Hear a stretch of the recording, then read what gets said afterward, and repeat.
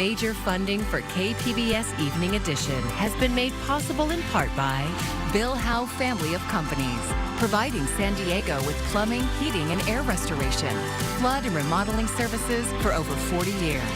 Call 1-800-BILL-HOWE or visit billhowe.com. And by the Conrad Prebys Foundation, Darlene Marcos Shiley, and by the following.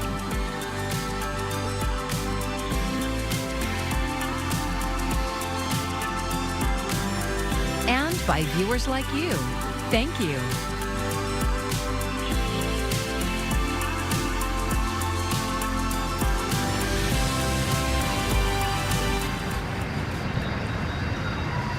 Thousands of people are filling the streets of downtown on day 2 of San Diego Comic-Con International, and we're right here in the middle of it all. Thank you for joining us for this super evening edition. I'm Maya Trabolsi, live from the new Children's Museum, and tonight we have team coverage for you. Jacob Ayer has been checking out all of the free activities throughout downtown that you can do without a Comic-Con badge, and Alexander Wynn is giving us a look inside the sold-out convention. So Alex, what have you seen out there today? Well, Maya, things were a little bit more excited than usual today. We have some burnt fruit that set up some fire alarms, and the convention floor was briefly evacuated, but things quickly got back to normal. As you can see around me, there are rows and rows of comics, and that's what I want to focus on today. Beyond the spectacle of Hollywood and movie stars, the heart of Comic-Con is still the comics. Rows and rows of comics, some rare, some highly sought after. Want the first appearance of Electro? It's here. Or the latest issue of your favorite superheroes? It's here too. There's some things you can't find anywhere. Justin Hines is on the hunt for a specific Spider-Man issue. We got a 7.5. Carefully inspecting his find for any imperfections. He says that's the fun of coming here. It's more better experience too, you know, instead of just clicking, oh, I got the best price, you know. Even if I get like the same price on eBay as in here, I'm more happier. I got way better experience. Collecting is one of the reasons why fans keep coming back to Comic-Con, says Chase Lyerly of TC's Rockets, one of the largest comic book and toy stores in San Diego. People have their characters, you know, they have that superhero that they love, and you know, they might go for the old original issue where they get that one. And as publishers expand on those characters and storylines, some titles become collectibles as well. And that's what keeps people involved with the community. But it's not just old characters and titles. Fans are also looking for newer works. This has been the bestseller for 3 conventions in a row. The Last Ronin is about the last surviving Ninja Turtle seeking justice in a battle-ravaged New York City. $15, please. Kenny Jacobs is the owner of Nuclear Comics in North Park. It has sold great because it's the best Ninja Turtle thing for every grown-up Ninja Turtle fan, so that, you know, the nostalgia is high. Works by new artists and writers are also selling well, like this title from Fantagraphics. It's really great to see people recognize the value of what we publish. Lauren Puge is the spokesperson for Fantagraphics. It has been publishing graphic novels for 4 decades. It's really good to see people kind of pick up a book and flip through it and be so taken with the art that they just have to have it. It's great to see kind of people discovering their new favorites at the booth. Back here live at the convention floor, as you can see, a large part of it is still dedicated to the comics. Now, this is what makes Comic-Con Comic-Con. Live on the convention floor, I'm Alexander Wynn, KPBS News. Back to you. Thanks so much, Alex, for that. And for the thousands of fans who make it inside Comic-Con, there are just as many, if not more, outside. And KPBS reporter Jacob Ayer comes to us live from the Gaslamp with all of the fun and festivities from around the area. Jacob. Hi, Maya. It has been a busy day and there are people everywhere. We're talking cosplay outfits, we're talking building wraps, and of course you have all the free outside activities. And on top of that, there's just tons of nerdy fun. We dove into that a little bit earlier about what you can do outside of the convention center. Take a look. It was a grand entrance this morning for Comic-Con fans outside of the convention center. What makes it even more special? It's also the beginning of another event thousands of miles away, the 2024 Paris Olympics. Performance artist Critical Mask was nearby and dressed as the Batman who laughs. He's a Joker, Batman hybrid. He's a supervillain. The New Yorker wouldn't share his real name, but he flew into town to be a part of the action. He says for him, cosplay fills a void, makes other people smile, and expands his artistry. This is a culmination of a project that was done piece by piece in the past 3 years. Local San Diegan Joram Fierros was also roaming the streets. I know he's a bit creepy, but he doesn't bite, don't worry. And cosplaying as Deadpool, a superhero character that has a brand new movie. I always love coming to Comic-Con. It's my 11th year being here, and it's always worth it. I mean, yes, it's kind of like, you know, tough with the heat, but I mean, seeing the locals, the tourists, the different cultures, the people, it always makes up for it, and it's always such a blast. All around Comic-Con, there are tons of things to see and do. That includes a Planet of the Apes exhibit. For fans, it's learning about all the 60-plus years of the franchise, and then they kind of take that iconic turn through our vault doors into just Kingdom of the Planet of the Apes and really immerse them into the recent film. Whether it's movies, food, art, or cosplay fun, Fierro says you don't need a badge to enjoy it. I think like out of all the times that I've come, about half of the time I've gotten a badge. And other times, I don't even go inside at all. You can just walk around the convention center, down to Sleepaway Village, down in Gaslamp Quarter, and you still get such an amazing experience. It's definitely quite the scene here as thousands of fans are on the streets around the convention center, all sharing their passions with other like-minded con goers. This all runs through Sunday. Reporting live from the Gaslamp, Jacob Ayer, KPBS News. Back to you, Maya. Well, few are as excited about Comic-Con season than KPBS's own arts and culture reporter, Beth Accomando. Coming up, she'll share what she's looking forward to at the convention. It's been a hot time across the Southwest, and here in San Diego County, we're beginning to find some relief out there. Excessive heat warnings for the interior deserts are going to be ending this evening. We're looking forward to some relief. Now, as we take a look at the overnight forecast tonight, we are going to be dealing with some changes in a little bit more cooling than recent nights. You can see we're going to get down to around 68 in San Diego, marginally cooler than last night. Mount Laguna 64, Borrego Springs still around 81. But we'll talk about that full forecast coming up. Now we have an update on the Grove fire burning east of Palomar Mountain. The fire is now 25% contained, according to CAL FIRE. It started in the Sunshine Summit area north of Oak Grove Wednesday afternoon. 863 acres burned. CAL FIRE investigators say the fire was likely caused by lightning. All evacuation orders were downgraded to warnings last night. A temporary shelter was set up at the Warner Springs Community Center. San Diego City Council will vote on whether to require all-gender restrooms on new or significantly renovated city property. KPBS reporter Katie Hyson says the proposal goes against a wave of gender-restrictive bathroom bills in recent years. District 2 Councilmember Jennifer Campbell proposed the ordinance Thursday at the Community and Neighborhood Services Committee meeting. Manuel Reyes is her policy advisor. Any public facility should have access because it's a basic human necessity that all of us experience. Reyes says it's a matter of safety for trans people and public health. Lack of restroom access can cause urinary tract infections and dehydration. The proposal goes against the national tide of bathroom bills passed in a dozen states. President Biden banned those policies in April, but state attorneys are suing. The debate is trans-focused, but all-gender restrooms are also more accessible for caregivers of people needing restroom assistance, like small children, elderly people, or people with disabilities. And they help fight a universal enemy, long bathroom lines. The committee voted unanimously to draft the ordinance. Reyes says some of the first affected properties would be the Ocean Beach Pier and the Ocean Beach and San Carlos libraries. Katie Hyson, KPBS News. We are seeing locals react to the California Supreme Court's decision on how gig workers are classified. The court ruling yesterday allows Prop 22, which was approved by voters 4 years ago, to stand. It allows companies like Uber, Lyft, and others to treat employees as independent contractors instead of full-time employees when it comes to wages and benefits. Our media partner KGTV spoke to a local DoorDash driver and an economics professor.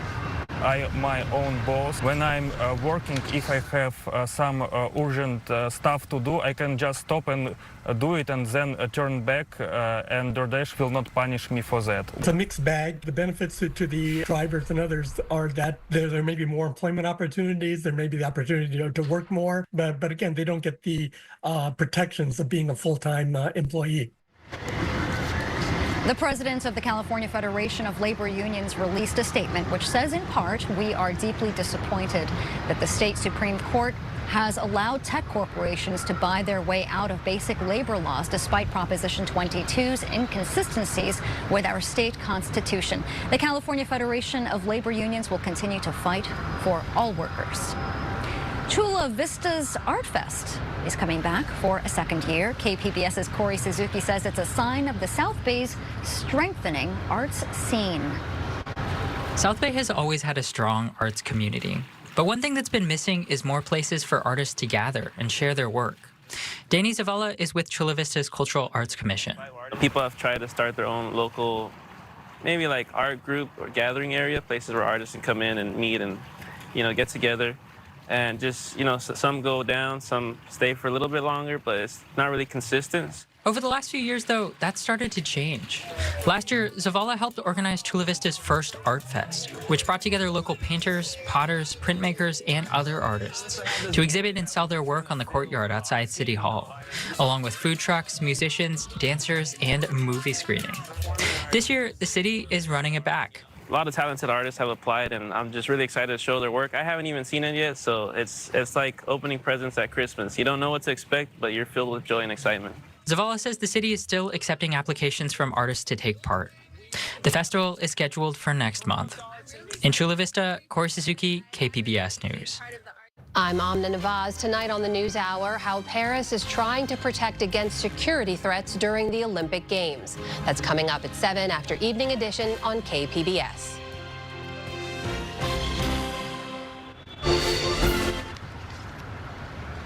And you're taking a live look at the San Diego Convention Center. This is our view from the new Children's Museum downtown, where we're covering day 2 of San Diego Comic-Con International. Cosplaying is a big part of Comic-Con, and for one local couple of self-described super nerds, it's how they first met. KPBS video journalist Carolyn Corrales shows us how the Marvel Universe is part of their love story. Lisa lived in Portland, Oregon, and we met halfway in the middle in San Jose at a comic convention. He was dressed fully in Batman the first time I met him. Didn't even see his face. Full Batman costume. I was like, hi. And we hit it off because we both enjoy the same things. We started talking about Comic-Con. I hadn't really done much cosplay, maybe once or twice, just small little dipping my toe into it, until we started dating. Not even a month into it, he buys me a Wonder Woman costume and well, here we are. So this is where I get muscular. Cosplay on average, oh gosh, 6 times a month maybe, between conventions and charity. We're in a couple of charity clubs, and like in San Diego's the best place for it. I call it my healthy addiction. I can't get enough of it. It's my only biggest hobby. And it's a true hobby, and it gives me an opportunity to be creative and crafty and learn new things. We learned 3D printing. I have a Mandalorian costume that I bedazzled. It's head to toe rhinestones in a rainbow color. It's my Pride Mando. And I hand glued every single rhinestone. Well, Marvel is special to us because we have a history with them, and we just felt a connection to it, and the characters. My favorite character of anything is Captain America.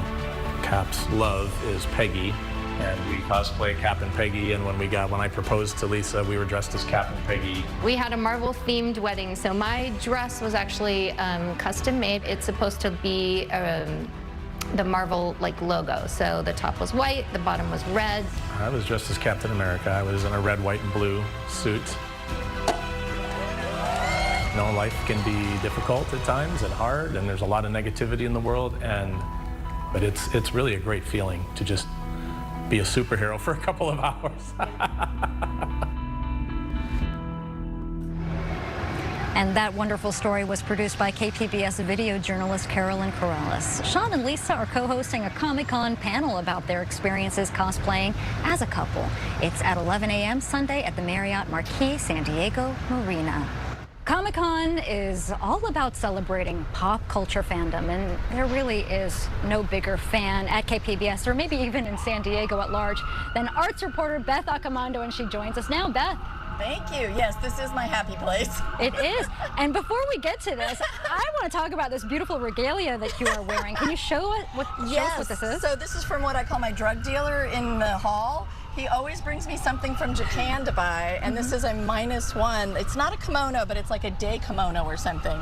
But yes, and so I had to wear it because I went to interview somebody from the Godzilla panel, and I felt like this was the best time to actually wear it. So yes, I do a lot of shopping therapy here at Comic-Con. You look great. And so there is really a lot of excitement. Yes. At Comic-Con this year, especially because Hollywood is back in Hall H. But we know that you appreciate films that are more on the fringe. So can you tell us what you, Beth Accomando, are most excited about? Sure. I mean, the stuff that's at Hall H is great, but people can find it on YouTube after. I happen to love Troma. Troma is celebrating its 50th anniversary. In fact, I think it's celebrating it for the 3rd time because, you know, they might be too cheap to print new t-shirts. But they have been here at Comic-Con long before Hall H, long before the studios. They've been there for like 40 years exhibiting on the floor. And Lloyd Kaufman is a crazy producer who makes movies. He gives opportunities to people. People like James Gunn and Trey Parker have all come through Troma.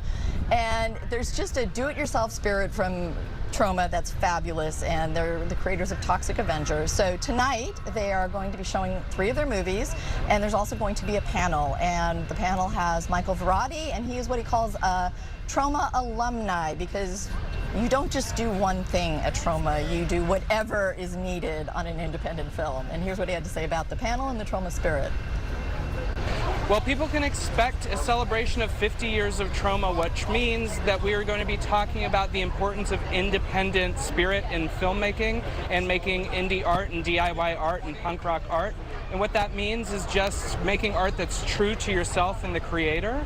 And I think that Troma has always exemplified that spirit of going out and just making it happen. If you have a dream and you have a vision, go out and do it.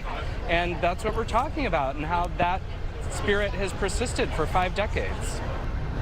There really is so much going on, but tonight especially, the Eisner Awards are being presented, and they're known as, for people who don't know, the Oscars of comics, right?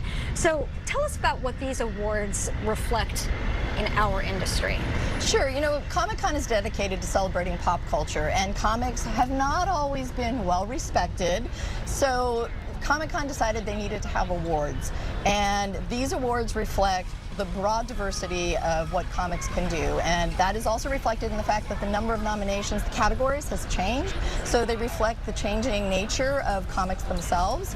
And it's a great opportunity for like young writers to get highlighted, recognizing older writers. The amount of awards is incredible in terms of just highlighting the diversity, and I really suggest that if you're either new to comics or are seeking new stuff to read, this is the best reading list you are going to find for the summer. And you can wait till the winners tonight, or you can just go through all the nominees. And it is open to the public. I do suggest you get there early. The awards start at 8, but if the public wants to come in, I would line up, you know, maybe a couple hours early if you want to get in. I don't think people are afraid to stand in lines at Comic-Con. But now, Beth, you're also on a panel yourself. Can you tell us about that? Yeah, sure. So Giant Robot is celebrating its 30th anniversary, and they have been on the Comic-Con floor for quite a number of decades. I got to write for them early on in their careers because Giant Robot used to be produced in the garage of these guys, Martin and Eric, and back then I got to do some interviews with people like Chow Yun-fat, John Woo, Jet Li, people who were in Hong Kong cinema and weren't getting covered here in the United States. And so this panel will celebrate the magazine, their celebration of Asian pop culture, and a new book they have that brings together a lot of their best interviews over all the arts, movies, food, music, everything. And they're great guys, and they do have a booth on the floor, so if you're here at Comic-Con, you can go check them out. Some great tips. And we know that this is your Super Bowl, Beth, or should I say rather, your Olympics. We really hope that you enjoy it. Yes, I do. Thank you so much. Thanks, Beth.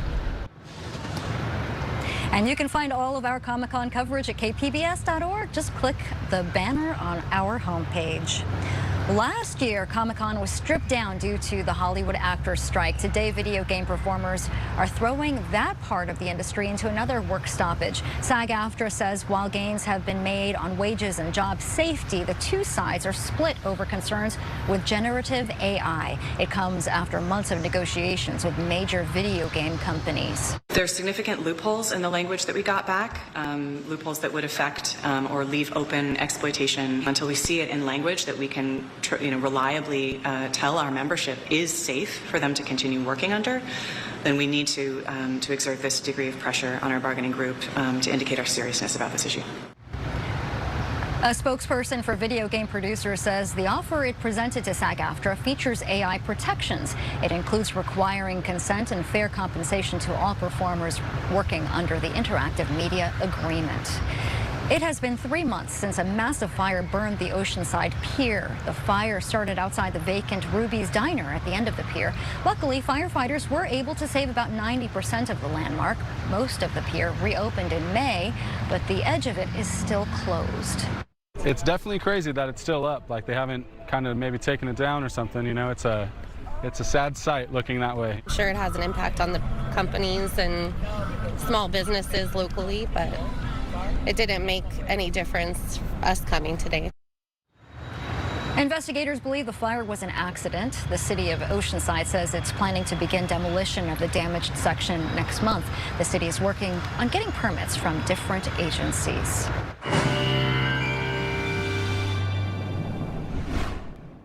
Well, thanks for joining us here. As we take a look at the next few days, we are looking at some improvements to our weather. Now, with that said, fire danger is still a concern. So improvements in terms of comfort, the cooling trend will continue to bring us a little relief from the recent heat, especially for those of you in the interior. But with wind in our forecast on Saturday, we are concerned about some fire danger. We've had a few lightning-sparked wildfires this week and some other fires as well.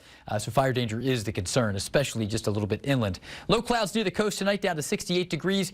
And into Saturday, we're back up to around 109 in Borrego Springs. At least it's cooler than it was. Maybe I should say less hot. 75 Mount Laguna. Ramona 94, but we're going to be into the mid to upper 70s right along the immediate coastline and into the city. So a little bit less hot. We're going to call it milder for much of California. Still certainly warm, if not hot, in the interior deserts. But we're also going to be drier, so we don't expect to see any of those isolated storms return to the mountains. Coastal forecast here, we're looking at a little bit more cooling into Sunday, upper 70s there for highs, and we're going to be pinned in the upper 70s. There will be more significant cooling into Wednesday, so the heat kind of revives just a little bit for some to the interior, but we're going to bounce back down to 74 for Wednesday afternoon. Into the inland areas here, you can see a little bit still warm on Saturday, but some more relief becomes more established Sunday and Monday. Mid-80s for us, and then 86 for our Wednesday forecast. Into the mountains we go, and here it's going to be breezy, and this is where we have the greatest concern associated with fire danger on Saturday. We'll get a little cooler on Sunday. The winds will begin to weaken, and that will lead to a reduction in fire danger. Nice middle of the week next week. And the deserts, we were up around 110, 115 at times. Now we're back down below 110 at least. So again, a nice bit of relief by Sunday. Plenty of sunshine. It's still hot out there in the deserts. And one word for early August here. August begins Thursday of this coming week. We will see eventually the return of some moisture that may trigger a few thunderstorms into the interior and over the mountains here early next month. I'm AccuWeather meteorologist Jeff Cornish for KPBS News. We are live at the New Children's Museum in downtown San Diego, where we're wrapping up our coverage of Comic-Con Day 2. So let's check in one last time with KPBS reporter Alexander Wynn. Alex, what can you show us inside the convention? Hey, Maya, you know what? Comic books would not be comic books without the comic books artist. And I'm here with Dustin Wynn, the artist for works such as Robin and Batman, The Descender, and of course the latest one, Little Monsters. Hey, Dustin, I see that you're doing a little sketch right here. Yeah. How's Comic-Con's been for you? It's been fantastic. I've been going here for ever. Now, how important, Comic-Con has gone very Hollywood, but the heart of it is still comic and comic book artists such as you. So have you seen that change with more people recognizing comic book talent and artists? Yeah, I think so. I think comics have become such a big thing in movies, and there's so many properties coming out of comic books these days that, yeah, I think they're starting to recognize the importance of, the medium. And with all the Hollywood movies, are there going to be more fans of comic books? Because certain people are not, haven't been introduced to comic books until, of course, certain movies come out, like the latest one, which is Deadpool and Wolverine. We got a lot of excitement for that with Marvel.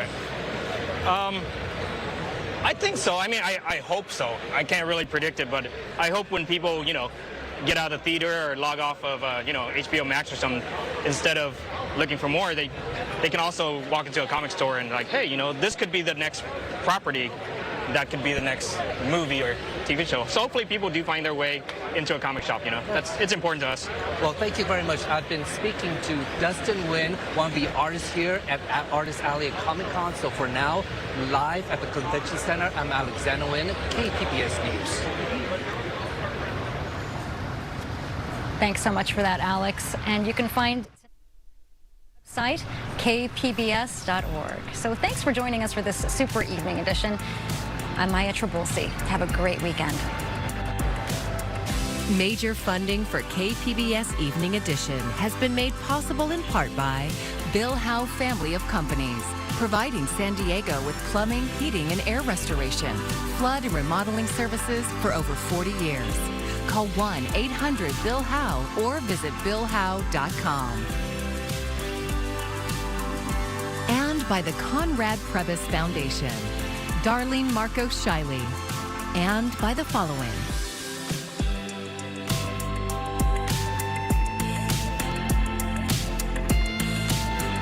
And by viewers like you. Thank you.